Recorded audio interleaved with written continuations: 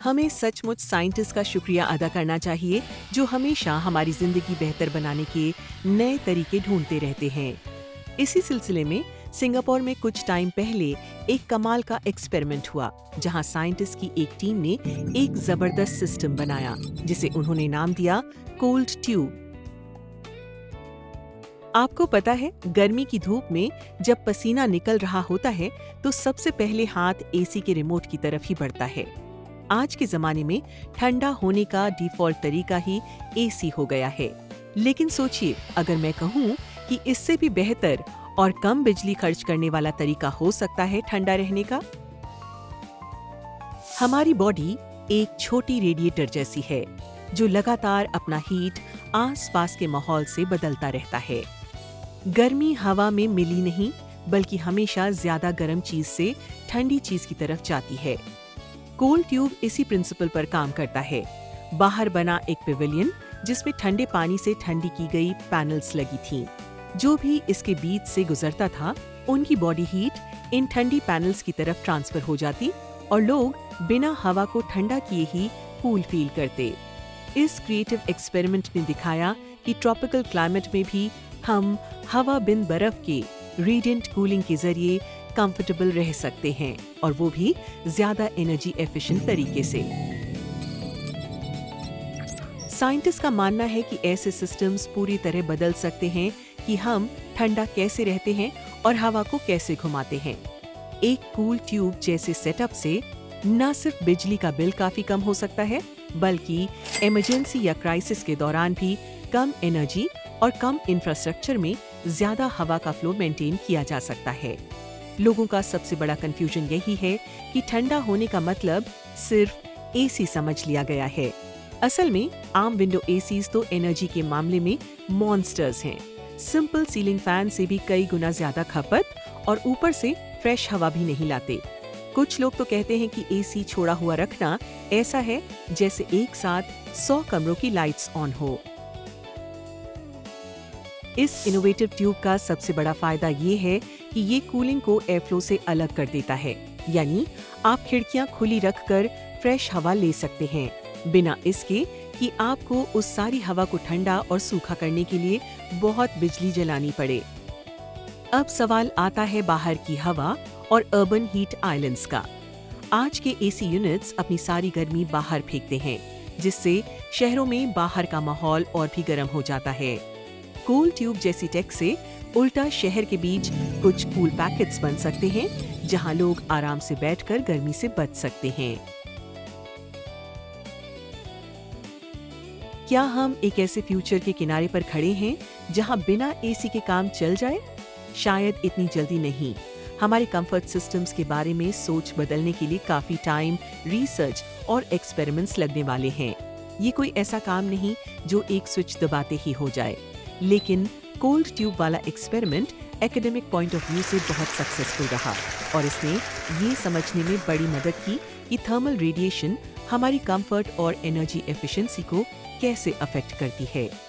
कुछ कंपनीज पहले से ही ऐसी रेडिएंट कूलिंग टाइप टेक्नोलॉजीज पर काम कर रही हैं, लेकिन अभी उन्हें लोगों को रियल लाइफ एग्जाम्पल्स दिखाने हैं और कॉन्सेप्ट्स को और पक्का बनाना है। ये सिर्फ एक और नई मशीन लॉन्च करने का केस नहीं है, ये तो पूरी थिंकिंग बदलने का मामला है कि कंफर्टेबल स्पेस का मतलब क्या है। सिंगापुर जैसे ट्रॉपिकल इलाकों में बहुत सारी एनर्जी हवा को ठंडा करने से ज्यादा उसे सुखाने में चली जाती है। ऐसे रीजन्स में कंफर्ट के नए तरीके सोचना सबसे ज्यादा फर्क डाल सकता है। जो कुछ आगे आने वाला है वो काफी एक्साइटिंग लगता है, लेकिन ये भी सच है कि एयर कंडीशनिंग खुद एक कमाल की खोज थी। इसने लोगों को इतनी गर्मी में भी रोजमर्रा की जिंदगी और काम चलाए रखने दिया, जब थर्मामीटर हद से ज्यादा चढ़ जाता था। आज तो हालात ये है कि यूएस के 4 में से 3 घरों में एसी लग चुका है। पर एक मजेदार फैक्ट ये है कि सबसे पहला एसी इंसान को कंफर्टेबल रखने के लिए बना ही नहीं था। थोड़ा रिवाइंड करते हैं 20वीं सदी के शुरुआती दौर पर। ब्रुकलिन की एक पब्लिशिंग कंपनी को बड़ी परेशानी हो रही थी नम हवा की वजह से। उनके हाई क्वालिटी कलर प्रिंट्स खराब हो रहे थे। 2 लगातार गर्मियों ने हालत खराब कर दी। कागज फूल जाते थे, रंग फैल जाते थे। तब उनकी नजर नई नई उभरती कूलिंग टेक्नोलॉजी पर पड़ी, जहां से उन्हें उम्मीद दिखी। यहीं एंट्री होती है विल्स कैरियर की, मिड-20s का एक एडवेंचरस इंजीनियर। कैरियर ने प्रिंटिंग प्रेस के आसपास से ह्यूमिडिटी दूर करने के लिए एक सिंपल सा कूलिंग सिस्टम डिजाइन किया। आइडिया ये था कि एक बड़ा इंडस्ट्रियल फैन हवा को ऐसे कॉइल्स के ऊपर से गुजारे जिनके अंदर ठंडा पानी घूम रहा हो। ज्यादा नमी इन ठंडी कॉइल्स पर जम जाए और जो हवा बाहर निकले वो ठंडी हो चुकी हो। बस एसी का सीधा सादा पुरखों वाला वर्जन। सिस्टम जबरदस्त चला, प्रिंटिंग की प्रॉब्लम भी सॉल्व हो गई और आसपास का माहौल भी लोगों के लिए ज्यादा कंफर्टेबल हो गया। यहीं से कैरियर के दिमाग में लाइट बल्ब मोमेंट आया, लेकिन वो जानता था कि ये तो सिर्फ शुरुआत है, ह्यूमिडिटी को कंट्रोल करने का पहला कदम।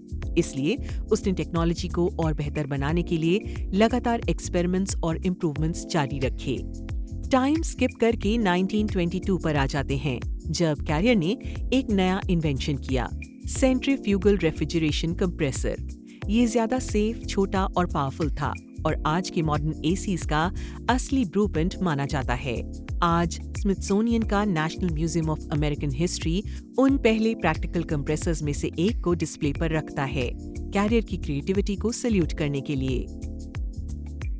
हाँ, कैरियर हीरो जरूर थे, लेकिन उनके पहले भी कई लोग कूलिंग टेक्नोलॉजी में बड़ा काम कर चुके थे, जिनकी वजह से तपती गर्मियों में थोड़ी राहत मिल पाई।